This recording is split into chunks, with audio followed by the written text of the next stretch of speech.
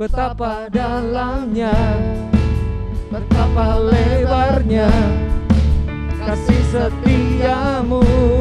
Oh, oh, oh. Tiada bandingannya, tiada duanya, tiada seperti Kau, Yesus Tuhanku. Yes, mari ya sama-sama kita nyanyikan pujian ini. Haleluya. Kau begitu mengasihi kami Tuhan, begitu besar kasih-Mu, begitu besar kasih telah tercurah bagi dunia. Karya-Mu, kasih-Mu yang termulia, tiada terselami ajaib dan antar perbuatan-Mu. Kau beri hidupmu bagi diriku, tiada yang seperti-Mu. Kau berkuasa selamanya, ngepuji Kau selalu. Sama-sama katakan, oh, oh, oh. Betapa dalamnya, betapa lebarnya kasih setiamu. Oh, oh, oh. Tiada bandingannya, tiada duanya, tiada seperti Kau, Yesus Tuhanku. Haleluya. Sekali lagi ya, kita nyanyikan pujian ini. Haleluya. Terima kasih Tuhan, kasih-Mu begitu besar. Sama-sama naikkan pujian. Begitu besar kasih telah tercurah bagi dunia. Kasih-Mu, karya-Mu yang termulia, tiada terselami besar dan ajaib perbuatan-Mu. Kau beri hidupmu bagi diriku, tiada yang seperti-Mu. Kau berkuasa selamanya, ku puji Kau selalu. Sama-sama, oh, betapa dalamnya, betapa lebarnya kasih setiamu. Oh, oh, oh. Tiada bandingannya, tiada duanya, tiada seperti Kau. Oh, oh, oh.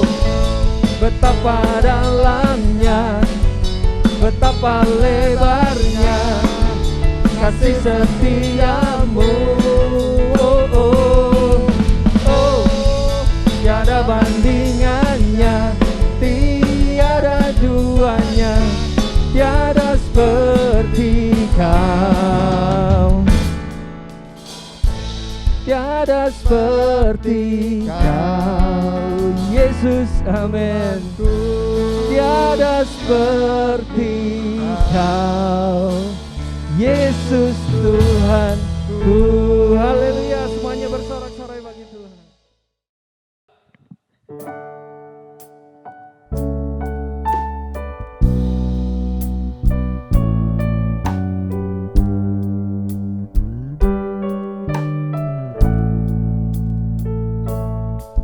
Saat ku berjalan,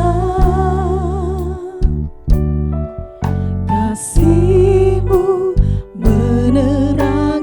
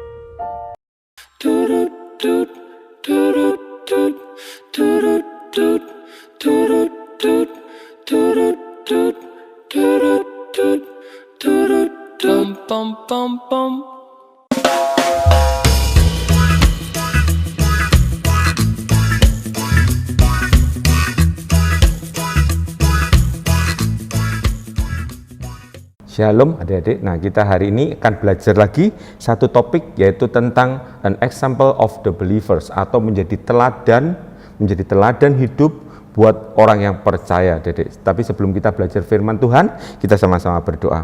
Bapa dalam sorga, terima kasih buat kesempatan satu hari lagi kami diberi tubuh yang sehat, diberi hidup untuk kembali belajar firman Tuhan. Biar firman yang kami dengar, kami mengerti, dan kami mau melakukan dalam kehidupan kami. Bapa dalam sorga, Tuhan mengurapi hamba-Mu yang akan menyampaikan firman Tuhan, juga yang mendengarkan, baik yang mendengarkan secara online. Tuhan tolong supaya firman ini tidak berlalu sia-sia, jadi menjadi benih iman, bertumbuh dan berbuah dalam kehidupan kami. Terima kasih Tuhan Yesus, di dalam nama Tuhan Yesus kami berdoa dan mengucap syukur. Amin. Nah, adik-adik, pagi hari ini kita akan belajar satu firman Tuhan, yaitu tentang an example of the believers, yaitu menjadi contoh buat orang percaya. Untuk menjadi contoh aja buat orang lain yang tidak percaya Tuhan, itu sangat sulit, apalagi menjadi contoh buat orang percaya. Nah, bagaimana cara hidup anak-anak muda, yaitu anak-anak muda, anak orang percaya, Pak. Nah, kita akan belajar pada masa sekarang ini, adik-adik. Kita tahu bahwa kehidupan ini sudah mulai rusak, bahkan bukan mulai rusak, tapi menjadi kerusakan yang sangat parah akibat adanya apa? Teknologi. Pengaruh dosa itu dipercepat dengan adanya teknologi, sehingga teknologi itu menjadi ilah zaman sekarang. Kita baca dahulu, yaitu 2 Korintus pasal yang keempat. Kita baca dahulu 2 Korintus pasal yang keempat.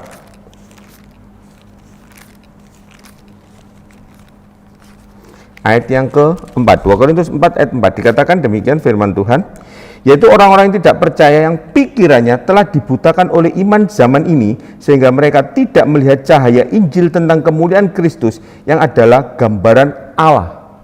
Zaman sekarang, kalau zaman dulu yang menjadi ilahnya atau berhalanya mungkin patung, yaitu patung Baal, patung Asyera, dan macam-macam. Tetapi zaman sekarang iblis dengan sangat cerdik itu mengubah bentuk dari benda mati menjadi sesuatu yang seolah-olah hidup, yaitu yang bernama teknologi. Sehingga banyak orang-orang, bahkan anak-anak muda, bahkan orang-orang tua diinjak-injak oleh dosa, bukan menjadi teladan, tetapi justru menjadi batu sandungan akibat diinjak-injak oleh dosa. Beberapa waktu yang lalu, sempat ada sesuatu pertemuan, dan di situ sempat mengejutkan, karena banyak sekali di antara anak-anak muda, anak-anak sekolah minggu, itu terlibat di dalam hal-hal pornografi. Mereka bahkan sampai melakukan perbuatan yang tidak layak, gitu. Bahkan ini bukan dilakukan oleh anak remaja, tetapi istilahnya masih anak SD. Saya sempat kaget, sempat kaget, loh seperti itu. Sempat pernah bertemu juga dengan anak-anak muda, sudah melayani Tuhan, tetapi terlibat dalam berbagai macam kenajisan zaman sekarang, ditipu oleh dosa, sehingga melakukan hal-hal yang tidak sesuai dengan firman Tuhan. Padahal Tuhan rindukan di dalam setiap anak muda, yaitu menjadi teladan, seperti ayat yang akan kita baca, yaitu kita baca di dalam 1 Timotius pasal yang keempat, ayat yang ke-12. 1 Timotius pasal yang keempat ayat 12, demikian firman Tuhan. Jangan seorang pun menganggap engkau rendah karena engkau muda. Jadilah teladan bagi orang percaya dalam perkataanmu, dalam tingkah lakumu, dalam kasihmu, yaitu kasih agape, dalam kesetiaanmu, dan dalam kesucianmu. Tuhan rindukan setiap anak-anak Tuhan itu menjadi teladan. Tetapi berapa banyak anak-anak Tuhan ditipu oleh dosa, ditipu oleh iblis lewat teknologi. Berapa banyak yang seringkali katakan, banyak buang waktu untuk main dengan HP-nya, mungkin gadget, mungkin laptopnya, dan macam-macam. Bahkan seperti yang tadi katakan, terlibat di dalam hal-hal yang najis. Bukan anak-anak yang sudah mulai remaja, itu masih anak-anak kecil. baru mau masuk SD, melakukan hal-hal yang tidak pantas, melakukan ketelanjangan, itu hal-hal yang mencemarkan, dan itu bukan terjadi pada orang dunia, tetapi itu terjadi di dalam gereja Tuhan, anak-anak hamba-hamba Tuhan. Karena itu Om sebagai guru sekolah minggu, Om sebagai orang tua, juga guru-guru sekolah minggu harus lebih memperhatikan dan lebih berhati-hati dengan kondisi yang terjadi saat ini. Juga adik-adik harus lebih berhati-hati, harus lebih mawas diri, bahkan lebih care. Mungkin ada temannya, mungkin ada saudaranya yang terlibat macam-macam. Ayo kita sama-sama menolong mereka. Kita menjadi teladan, baik di dalam keteladanan hidup kita, dan kita menjadi pendoa syafaat. Kemarin juga Om sempat ngomong-ngomong, yaitu seorang anak muda, dulunya anak sekolah minggu yang baik, yang taat, yang menurut. Tetapi karena rumah tangganya terjadi percekcokan, akibatnya anak ini menjadi berubah, bahkan terlibat dengan obat-obatan. Anak yang begitu baik, anak yang begitu menurut, akibat rumah tangga yang hancur, akhirnya anak ini menjadi rusak. Rumah tangganya dipulihkan oleh Tuhan, tetapi anak ini masih terlibat dalam hal itu karena sudah terlanjur. Karena itu ayo, mengajak, baik adik-adik, baik guru-guru, baik orang tua, mari kita waspada, kita mawas diri. Kita hidup ini bukan untuk diri kita sendiri, tetapi juga untuk orang-orang lain, supaya kita ini menjadi berkat, menjadi teladan buat orang-orang di sekitar kita, terutama orang-orang yang ada di dalam gereja kita. Berapa banyak kerusakan-kerusakan, kita seolah-olah fine, nggak ada masalah tuh, nggak ada mengenang dengan aku tuh. Kita tidak bisa demikian, adik-adik. Banyak kerusakan-kerusakan yang sudah terjadi, dan hal ini tidak kelihatan. Banyak orang nggak tahu seperti itu, tetapi ini sudah terjadi dan muncul dan merusak di dalam gereja Tuhan. Di dalam gereja Tuhan aja terjadi kerusakan yang demikian, apalagi di luar sana. Karena itu hati-hati adik-adik, dengan teknologi, dengan gadget, dengan tontonan-tontonan, jangan sampai kita tertipu oleh tipu daya dosa, diinjak-injak oleh dosa. Tetapi kita sebagai anak-anak Tuhan, anak-anak sekolah minggu yang dididik dengan kebenaran firman Tuhan, justru melalui Bible Study ini sangat terbeban dan ingin menyampaikan hal ini. Tidak kebetulan mendengar langsung tentang hal percabulan yang sangat-sangat luar biasa ini dan terjadi di dalam gereja Tuhan. Anak-anak yang rusak, dan itu bukan orang luar, bukan orang yang jauh, orang yang dekat. Kenal seperti itu, terlibat percabulan, terlibat obat-obatan. Oleh karena itu adik-adik, ayo kita mau menjadi teladan. Bagaimana kita bisa menjadi teladan? Kita lihat, yang pertama adik-adik, dari sejak kecil selalu katakan, adik-adik harus berani mengambil keputusan yang tegas terhadap dosa, jangan pelin-pelan. Contoh kecil, kalau kalian di dalam gereja pada waktu ada sekolah minggu, selalu tegur anak juga, jangan kamu ikut-ikut. Loh ini begini-begini, ini semua begitu. Jangan ikut-ikut. Kita harus sebagai anak Tuhan harus berani bersikap mengambil keputusan yang tegas. Contoh gampang, kalau di sekolah minggu, biasanya sebelum sekolah minggu atau kadang-kadang dalam waktu sekolah minggu, banyak teman-teman yang lain main gadget. Loh, saling tukar game. Sebagai anak Tuhan, sebagai anak sekolah minggu yang sudah belajar firman Tuhan, belajar untuk bisa menolak. Mungkin kalian bisa ngomong sama teman kalian, ini waktunya ibadah, ini waktunya sekolah minggu. Nanti aja ya, kalau sudah selesai baru kita bicarakan itu. Tapi selama waktu ibadah, pakai waktu dengan sebaik-baiknya, hormati Tuhan. Karena itu dalam Lukas 12 ayat 57 dikatakan, kita baca Lukas 12 ayat yang ke-57. Ini sering kali bacakan ayat firman Tuhan ini, Lukas 12 ayat 57.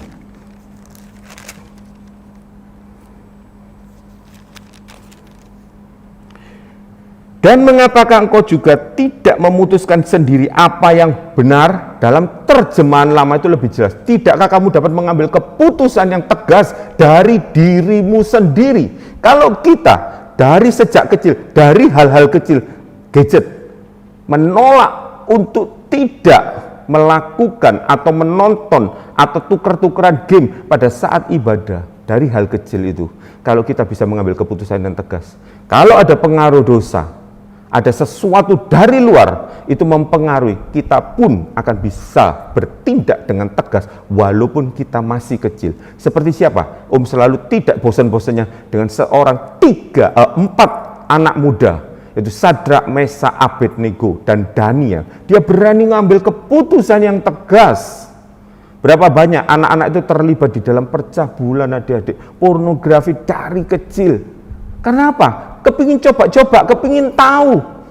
Bahkan kadang-kadang ada kata-kata dari temennya itu yang tidak pantas, yang jorok. Kadang-kadang sering kali dengar juga anaknya, Pi, ini artinya apa? Sampai marah. Loh, kamu kok tahu kata-kata ini kata-kata jorok. Nggak tahu, Babi. Seperti itu. Untungnya itu disampaikan sehingga bisa menasehati. Bayangkan teman-temannya masih kecil-kecil sudah mempengaruhi. Apalagi kalau ada tontonan-tontonan atau YouTube dan macam-macam terus di-scroll, itu sesuatu yang jahat akan muncul. Dan kalau kita tidak berani mengambil keputusan yang tegas, satu saat kita akan terikat. Karena itu belajar dari sejak muda. Jangan sampai ceritanya ini hanya seperti angin belaka, tetapi perlu diperhatikan di gereja Tuhan, di dalam gereja Tuhan. Pornografi sudah mulai merusak, bahkan di kalangan anak-anak yang masih kecil-kecil. Kita perlu perhatikan hal ini. Kerusakan sudah mulai terjadi. Karena itu anak-anak Tuhan dari sejak sekolah minggu harus bisa mengambil keputusan yang tegas, berkata tidak kepada dosa, bisa memanage waktunya ibadah, jangan dipakai yang lain, jangan dipakai ngomong sendiri, jangan dipakai untuk main game dan macam-macam. Belajar dari kecil, hormati Tuhan. Yang kedua, itu kita harus mau hidup sesuai firman Tuhan. Karena sekarang, kemarin juga sampaikan di sekolah minggu, kalau kita berkata, kita punya standar, ini suatu kebenaran, apakah standarmu? Standar kita ialah apa? Firman Tuhan. Karena firman Tuhan itu suatu kebenaran, adik-adik. Firman Tuhan itu kebenaran. Hati-hati, banyak zaman sekarang, adik-adik, banyak yang mempengaruhi, bahkan dari sejak kecil mulai dipengaruhi. Ya, firman Tuhan itu mengandung suatu kebenaran. Mengandung, hati-hati dengan kata-kata tanda kutip, mengandung kebenaran. Artinya apa? Kalau ada kata mengandung kebenaran, artinya firman Tuhan itu bukan kebenaran mutlak. Dan hati-hati dengan pengaruh-pengaruh ini. Ini bisa membuat kita tersesat. Tapi biarlah kita tidak ngerti dari sejak kecil, adik-adik. Percaya penuh, 100% firman Tuhan itu suatu kebenaran. Mungkin ada sesuatu yang membingungkan kita. Kadang-kadang kalau melayani, terutama di PS atau antar sesama guru, mereka bertanya, ini kok ayat ini sama ayat ini kok beda seperti itu.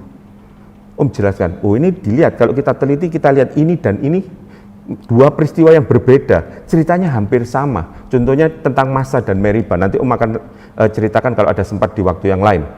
Ada dua cerita, kelihatannya berbeda, berarti Alkitab pun tidak cocok. Tidak. Alkitab justru menjelaskan secara detail dan rinci. Dan kalau kita tahu baru kita sadar, iya ya, Alkitab itu sangat detail. Merupakan kebenaran, bukan, ingat adik-adik, bukan suatu kebenaran, bukan mengandung suatu kebenaran, tetapi adalah kebenaran. Jadi 100% benar. Kita harus mau taat sesuai firman Tuhan. Dikatakan di dalam Mazmur pasal 119. Kita baca di dalam Mazmur pasal 119.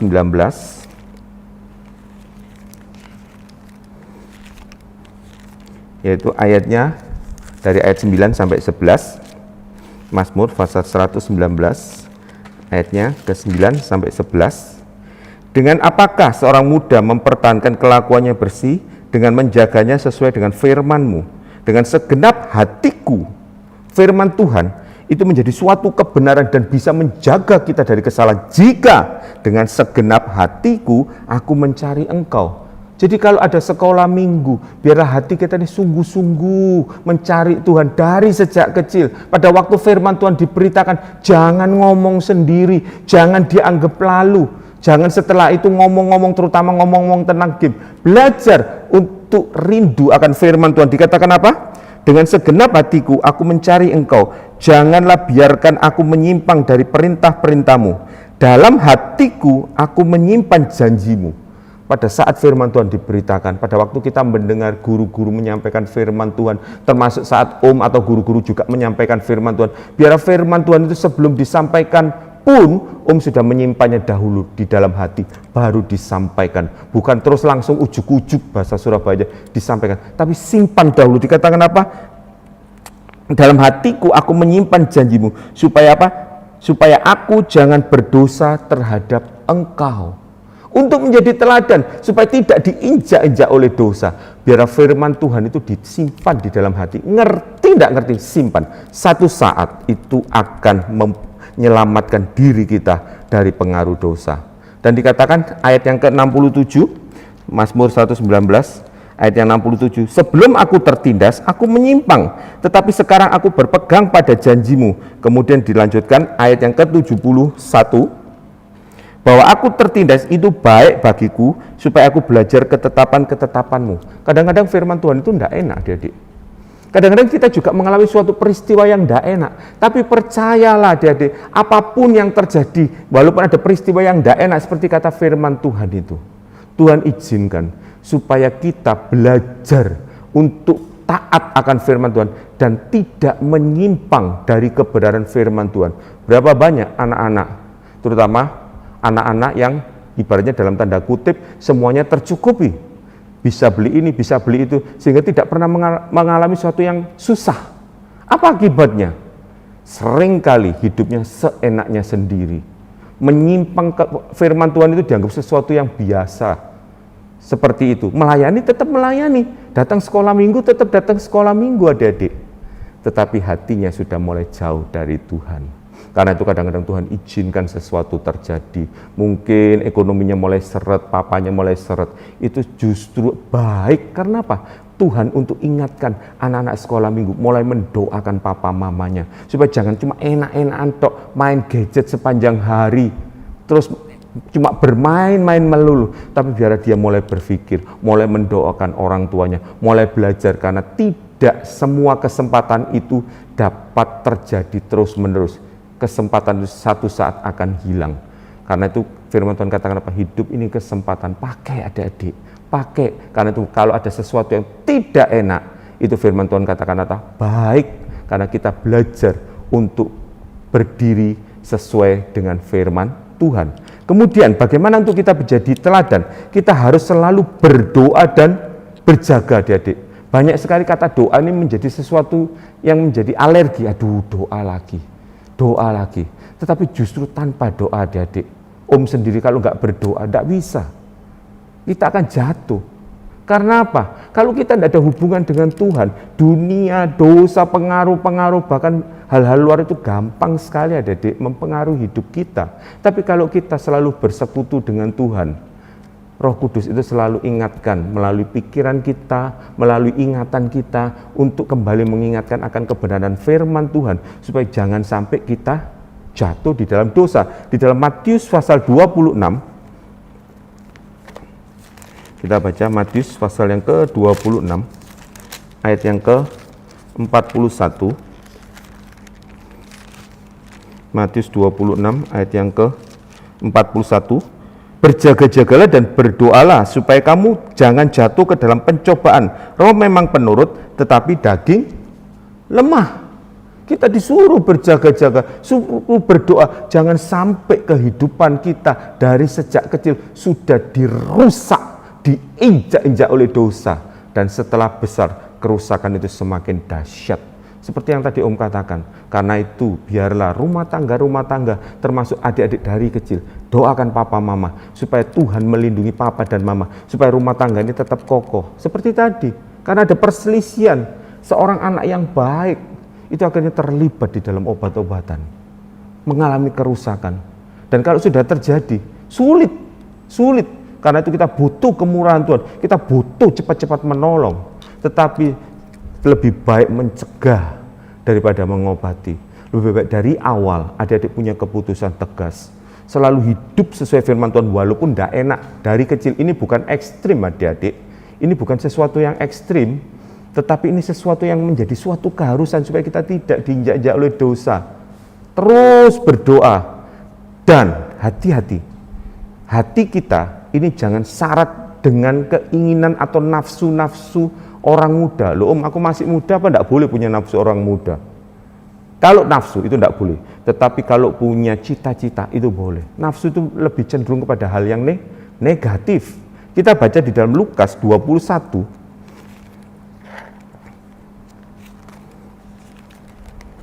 Lukas pasal yang ke-21 ayat yang ke-34 kemudian 36. Jagalah dirimu supaya hatimu jangan syarat oleh pesta pora dan kemabukan serta kepentingan-kepentingan duniawi, dan supaya hari Tuhan jangan dengan tiba-tiba jatuh ke atas dirimu seperti suatu jerat. Ayat yang ke-36. Berjaga-jagalah senantiasa sambil berdoa supaya kamu beroleh kekuatan untuk luput dari semua yang akan terjadi Tuhan, supaya kamu tahan berdiri di hadapan anak manusia. Jadi kita ini harus, hati kita ini jangan terus-menerus diisi oleh hal-hal duniawi, terus-menerus diisi hal-hal yang sia-sia, yang fana. Apa enggak boleh om? Boleh, untuk belajar, untuk meningkatkan skill. Mungkin di gereja ada untuk latihan seperti biola dan macam-macam, ikut untuk itu untuk melayani. Jangan terus pikirannya cuma diisi, inti gameku itu ya apa ya, untuk meningkatkan cicitku itu, ibaratnya cicitan itu kunci supaya aku bisa masuk ke step berikutnya. Itu gimana ya caranya? Jadi waktu di gereja pun, waktu sekolah minggu, waktunya habis, pada waktu puji-pujian disampaikan, pada waktu firman disampaikan, yang diomong bukan firman Tuhan, tetapi yang diomong bagaimana caranya supaya bisa masuk step selanjutnya. Bahkan tuker-tukeran game, sharing game. Apa enggak boleh om? Boleh, tapi lihat waktunya. Om selalu katakan, jangan kamu di dalam gereja terutama itu tidak menghormati Tuhan. Ada waktunya. Kita harus bisa membagi waktu. Jangan hati ini terus diisi dengan hal-hal duniawi, nafsu-nafsu orang muda, adik-adik. Sebab itu akan menjerat kita, diinjak-injak oleh dosa. Seperti yang Om tadi katakan, masih kecil sudah terlibat hal-hal pornografi. Ya kalau anak laki, ini anak perempuan. Sangat mengerikan. Kita perlu tolong, kita perlu doakan. Dan ini cuma baru yang muncul, ibaratnya kalau adik-adik, kalau di lautan itu biasanya ada gunung es. Gunung es itu biasanya yang di atas permukaan itu cuma kecil, tapi di bawahnya itu sangat besar. Jadi yang timbul sekarang ini, yang muncul ini hanya sebagian kecil. Kita tahu, ada yang terlibat seperti itu. Kita tidak tahu kerusakan di sekitar kita. Kita tidak usah ngomong di dunia luar, kita ngomong di gereja, di dalam gereja. Banyak sekali terjadi kerusakan-kerusakan. Sudah melayani Tuhan, rusak. Karena apa? Hatinya syarat. Dan itu dimulai dari sejak kecil. Banyak orang tua lewat, tidak memperhatikan hal-hal seperti itu. Oh biasa, namanya aja anak muda zaman dulu dan zaman sekarang kan beda. Betul.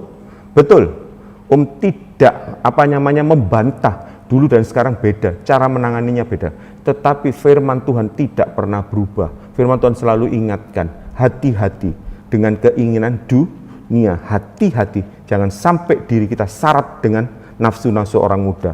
Dan seperti tadi katakan, supaya menjadi teladan, jangan pernah meragukan firman Tuhan.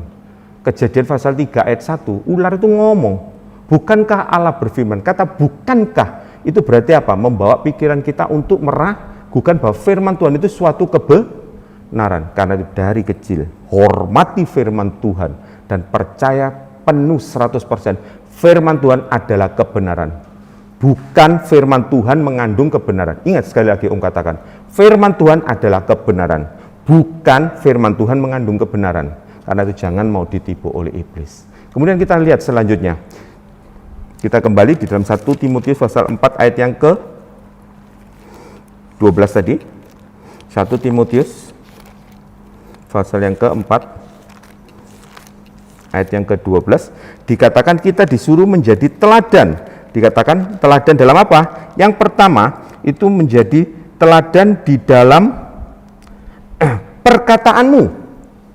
Banyak anak-anak zaman sekarang, seperti yang tadi Om katakan, pada waktu anaknya Om menyampaikan, Om, ini artinya kata ini apa? Om marahin, kamu ngerti enggak artinya? Enggak tahu, cuma dikasih tahu seperti itu. Om jelaskan, hati-hati. Jangan asal ngomong, jangan asal bicara. Jangan ngomong sembrono, seenaknya sendiri. Oh yo, kan cuma asal ngomong. Hati-hati, firman Tuhan dikatakan Efesus pasal 5. Jangan ngomong seenakmu sendiri, jangan ngomong sembrono. Efesus pasal yang ke-5 ayat yang ke-4. Demikian juga perkataan yang kotor, yang kosong, atau yang apa? Yang sembrono. Firman Tuhan sudah tegaskan. Jangan cuma asbun, guyonan, seenaknya sendiri, ngomong sembrono. Mari gitu, oh sorry ya, aku enggak sengaja ngomong. Oh enggak bisa, hati-hati. Dikatakan apa?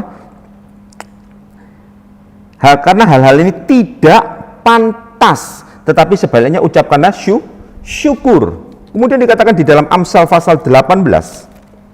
Perhatikan adik-adik, jadi dalam perkataan itu disuruh jadi teladan. Karena apa? Tidak boleh ngomong sembrono seenaknya sendiri, tapi harus menjadi seseorang yang berkata-kata dengan hati-hati. Kalau kalian dari kecil belajar untuk berkata-kata hati-hati, sampai besar pun jadi orang yang tahu berbicara yang sopan, tidak seenaknya sendiri. Berapa banyak orang setelah dewasa ngomongnya seenaknya sendiri. Mungkin sudah jadi pimpinan, tapi ngomong seenaknya sendiri, nggak dijaga, nggak diatur, sehingga menyakiti banyak orang. Karena apa? Dari sejak kecil tidak dididik. Dari sejak kecil tidak mau belajar. Jadi ngomong tidak diatur. Karena itu belajar. Mulai sekarang, belajar tidak ngomong tidak sembrono. Kemudian dikatakan Amsal 18, ayat yang ke-21. Amsal 18 ayat yang ke-21, hidup dan mati dikuasai lidah, siapa suka menggemakannya akan memakan buahnya. Perkara ngomong ini bukan perkara sepele, tetapi perkara hidup dan mati. Bahkan dikatakan di dalam Matius 12 ayat 36 dan sampai 37, kamu dibenarkan oleh karena perkataanmu, kamu dihakimi pun oleh karena perkataan. Jadi jangan asal ngomong, jangan sembrono ngomong. Kata-katamu jangan hambar, artinya wis pokoknya ngomong gitu, jadi tidak ada efeknya buat orang lain. Tapi biarlah firman Tuhan katakan di dalam Kolose pasal 4. Kolose pasal 4 ayat yang ke-6. Kolose pasal 4 ayat yang ke-6, hendaklah kata-katamu senantiasa penuh kasih, jangan apa? Hambar, sehingga kamu tahu bagaimana kamu harus memberi jawab kepada setiap orang. Yang seperti tadi Om katakan, kata-kata itu yang penuh kasih, kata-kata itu yang baik. Jangan asal jawab, jangan asbun seperti orang ngomong asal bunyi bla bla bla bla bla, alah cuma bla bla bla loh. Hati-hati, itu ada akibatnya, Dedek. Tapi biarlah kita perkataan kita itu menjadi berkat, sehingga kita bisa tahu bagaimana cara menjawab, bukan cara membantah, tetapi bagaimana cara menjawab sesuai dengan hikmat dari Roh Kudus. Dan jangan banyak bicara kalau tidak perlu. Om selalu sering tegur Noel dengan keras, kamu jangan banyak ngomong, apalagi kalau tidak perlu. Apalagi waktu firman, jangan ngoceh sendiri, jangan ngomong sendiri. Dikatakan Amsal 10 ayat 19.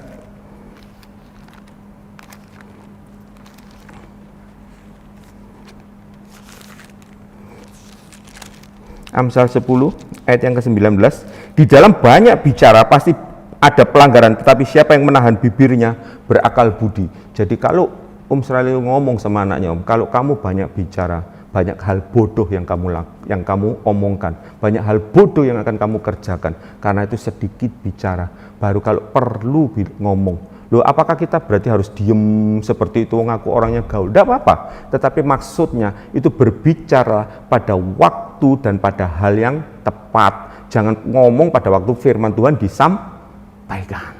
Jangan ngomong sendiri.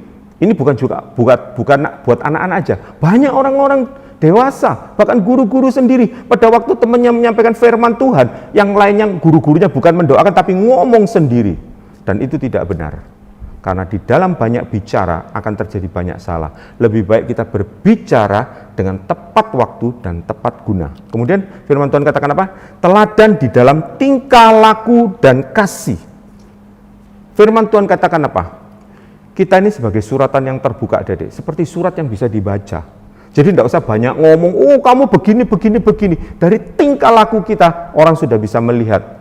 Contoh aja gampang-gampangnya, misalnya kalau seorang anak itu lewat di depan orang tua atau orang yang lebih tua, permisi Om, permisi tante, bisa dipastikan bahwa anak itu adalah seorang anak yang sopan. Nggak usah ngomong, aku ini orang yang sopan loh nggak perlu.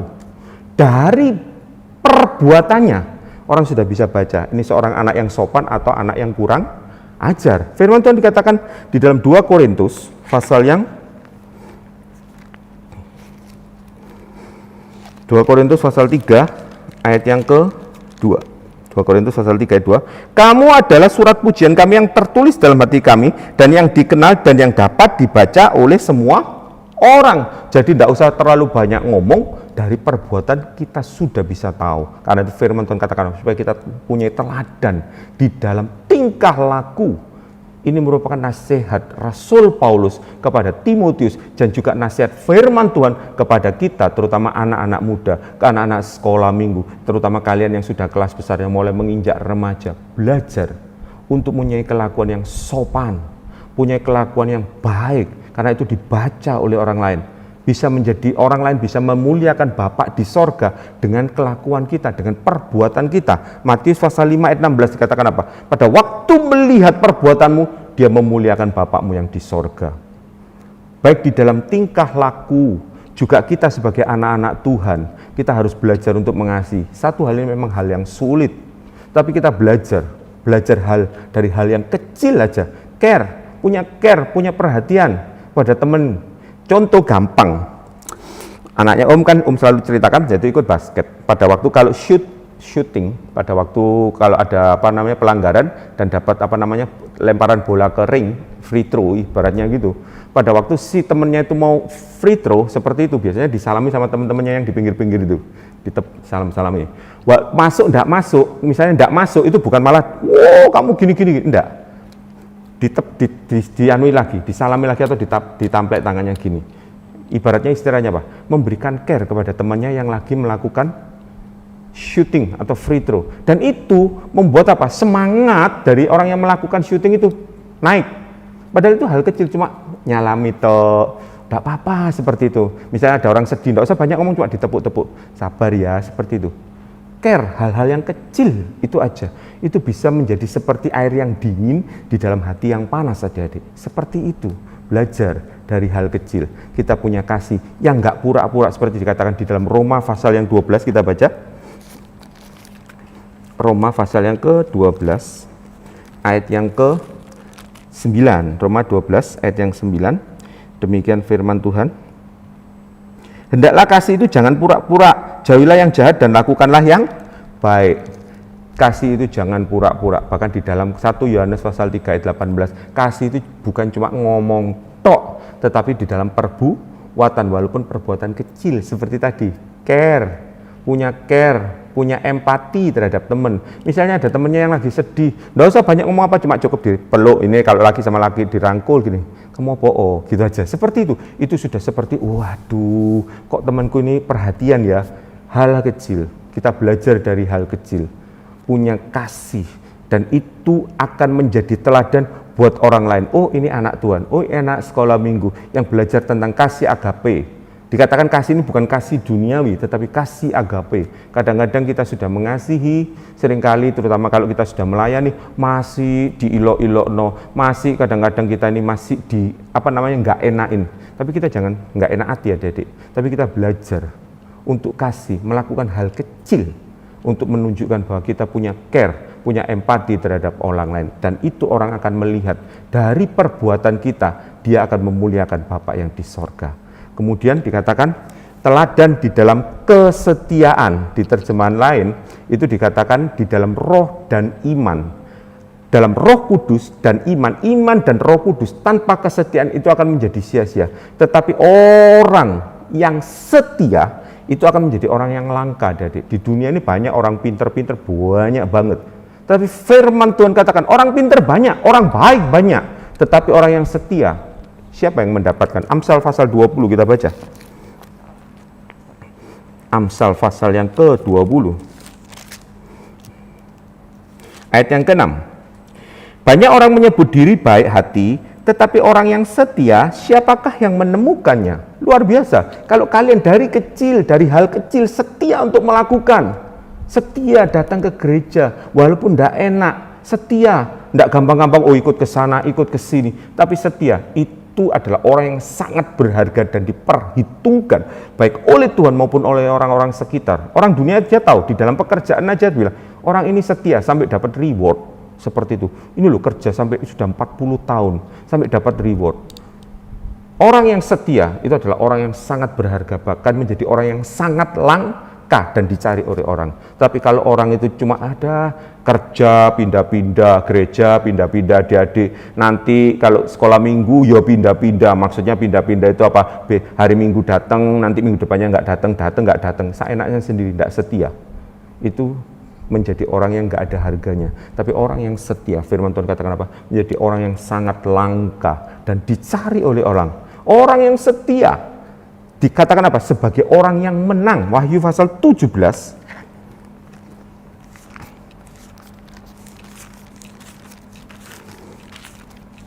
Wahyu pasal 17 ayat yang ke-14. Mereka akan berperang melawan anak domba, tetapi anak domba akan mengalahkan mereka, karena ia adalah Tuhan di atas segala Tuhan dan Raja di atas segala Raja. Mereka bersama-sama dengan Dia. Siapa yang bersama-sama dengan Kristus? Kita semua, anak-anak sekolah minggu. Dikatakan apa? Mereka yang bersama-sama dengan Dia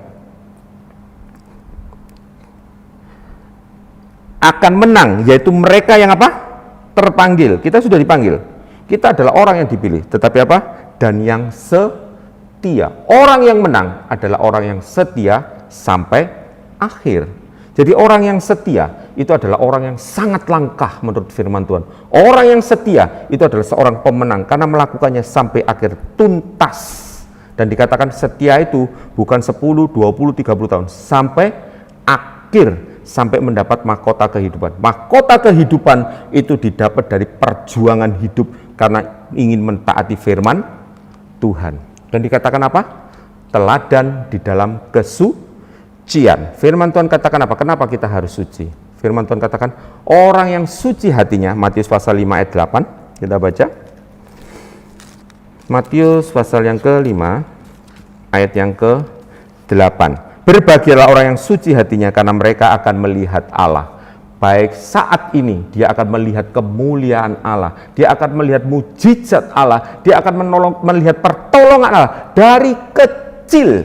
Dari sejak kecil sudah bisa melihat kemuliaan Allah di dalam kehidupannya. Bahkan menyalurkan kemuliaan Allah kepada orang lain. Bisa melihat Allah asal hatinya tulus, suci, tidak dipenuhi dengan apa? Hal-hal dosa. Dan hanya orang yang suci hatinya. Dikatakan di dalam Yesaya pasal 30. Banyak ayat-ayat firman Tuhannya, tetapi ini enak adik-adik, karena kita secara streaming itu bisa diulangi kembali, bisa dicatat adik-adik. Yesaya pasal yang ke-30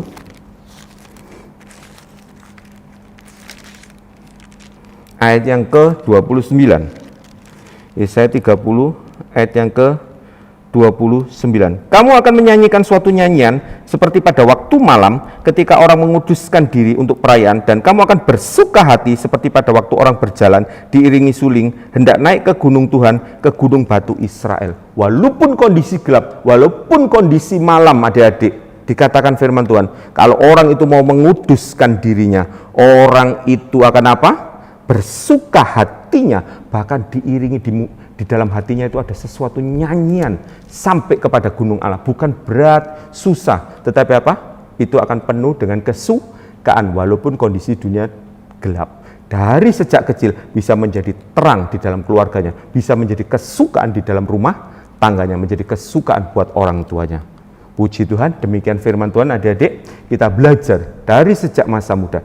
Jangan mau hidup kita diinjak-injak oleh dosa, bahkan menjadi batu sandungan. Banyak anak-anak hamba Tuhan, bahkan yang menjadi pengerja-pengerja, anak-anaknya malah menjadi batu sandungan. Tapi biarlah kita, walaupun orang tua kita mungkin nggak terlalu terkenal, tapi anak-anaknya bisa menjadi teladan bagi orang yang percaya. Tuhan Yesus memberkati. Mari kita berdoa. Bapa dalam sorga, kami sudah mendengar firman Tuhan.